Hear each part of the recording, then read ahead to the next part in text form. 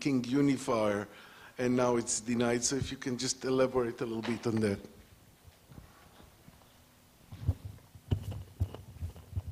Should I answer now or after some? Yeah, please. Thank you for the question. I suppose you mean the agreement,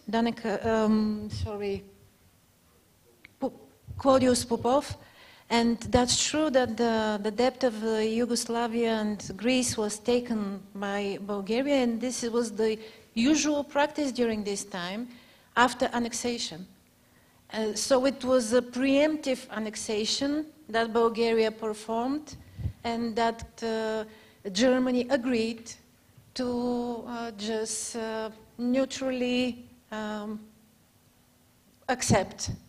It was expected the land to become Bulgarian after the war, and there's no question about that. Even this, the national debt is evidence for that.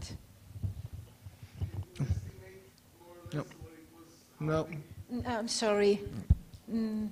Not sure. There's another Probably one other. the economist here could help, or Yeah. Angel. It's not on. Okay. Hi, Avi. So I posed the question, and probably it will stay for the discussion at the end of the day, because it's to Shlomo Shaltiel, and I see that he's in the discussion, so I'll just move to Hebrew, so to be easier to Shlomo to understand. אמרת וראינו שכמו שנאמר גם בפרלמנט האירופאי, לא, עכשיו זו השאלה. ראינו בהרצאה שלך שכמו שנאמר בפרלמנט האירופאי, היה חושך, אבל היו גם הרבה קרנות של תקווה ושל אור, ואתה הזכרת שני גורמים מאוד מרכזיים שהשפיעו אולי על ההחלטה של הממשלה, של פילוב, של המלך, בעניין של הגירוש, הכנסייה והפרלמנט, מה שקרה בפרלמנט. ואולי בסוף היום, כשיהיה לנו יותר זמן בדיון, אני ארצה שתעצור קצת על מה שאתה חושב, ובמחקר שלך עולה, על הרגע המסוים שאתה מזהה כקריטית בשינוי הזה של ההחלטה, שהדברים הופכים, כי אנחנו רואים שהתנגדות של הכנסייה למשל הייתה כבר מ-39 ומ-40 מהדיונים של חוק להגנת האומה, ומה קרה בדיוק אז שהדברים התהפכו אצל הממשל ואצל המלך, כנראה, אנחנו עוד נדסקס אולי על זה בהרחבה, וגם למה זה קרה לגבי יהודי בולגריה, ולמה זה לא קרה לגבי שאר היהודים שבאותו זמן ישבו עצורים בבלגויבגרד, בדופניצה ובסקופיה. אבל עכשיו בטח לא יהיה לך זמן, אם תוכל להתייחס בסוף היום בדיון. Okay, so thank you. And one other short, very short question. Yeah. I want to go back to Shlomo as well.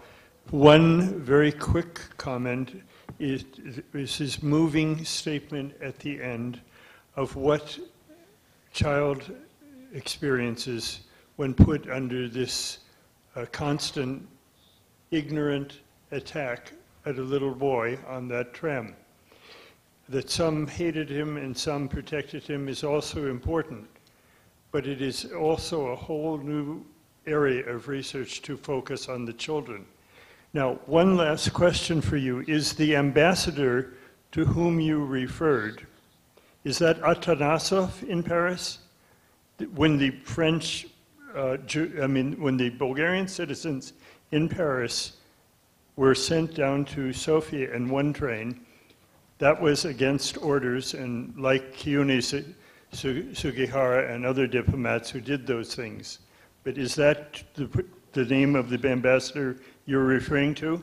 I don't know, but it would help me a lot to know.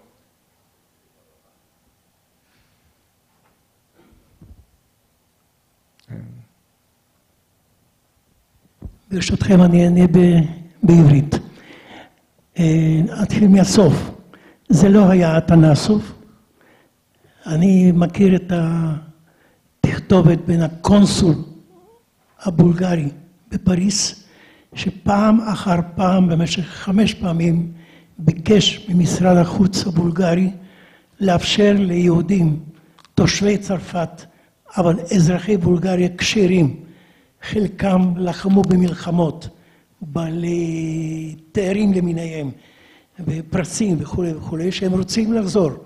והוא אפילו נימק זאת בכך שיהודים, תושבי פריז, תושבי צרפת, אבל בעלי אזרחות ספרדית, פורטוגזית ואיטלקית, מורשים כולם לחזור לארצותיהם, ורק יהודי בולגריה אינם מורשים.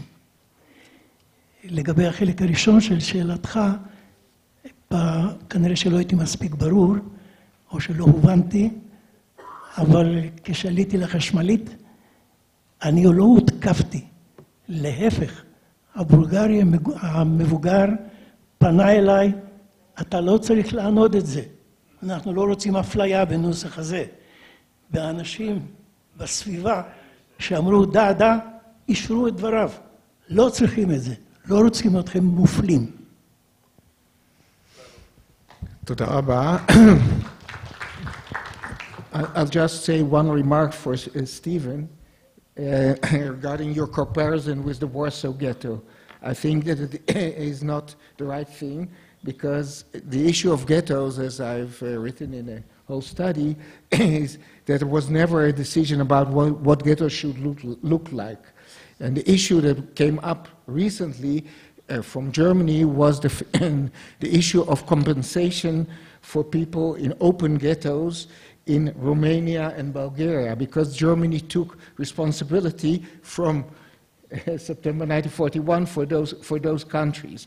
And you don't have clear open ghettos like you have open ghettos in Poland in the first years.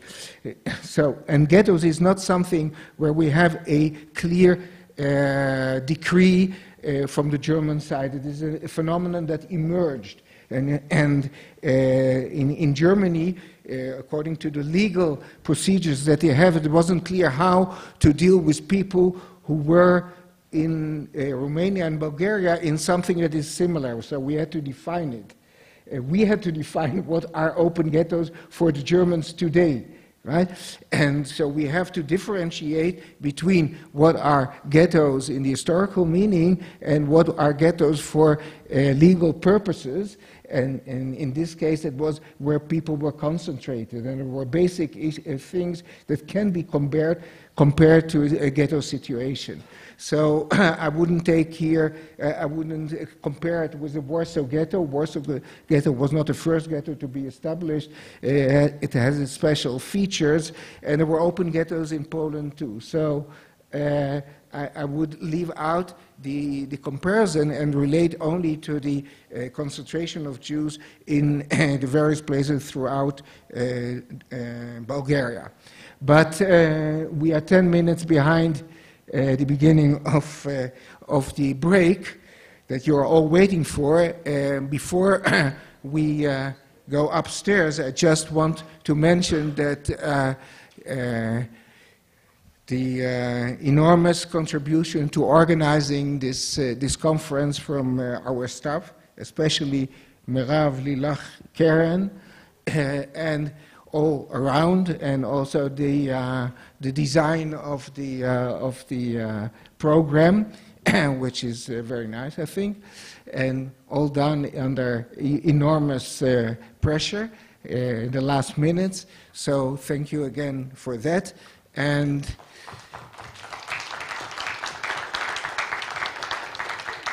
as Bombatsur said, ochel kadima ochel.